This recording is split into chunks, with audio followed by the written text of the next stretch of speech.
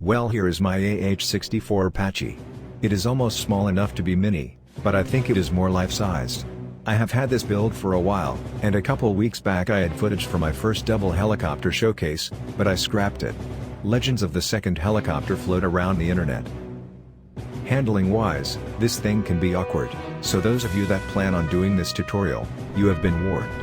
But it really isn't that bad, just takes some getting used to.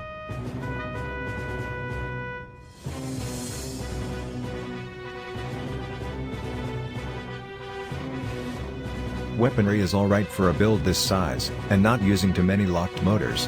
It has 2 missiles, 2 firework launchers, and a 3-block gun.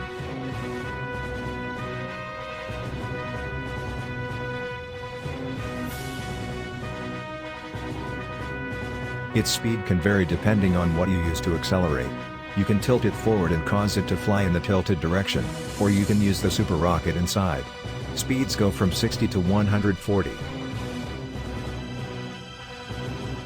This build is only 145 blocks, so really nothing compared to most other builds. So unless you have a potato computer, lag will not be an issue.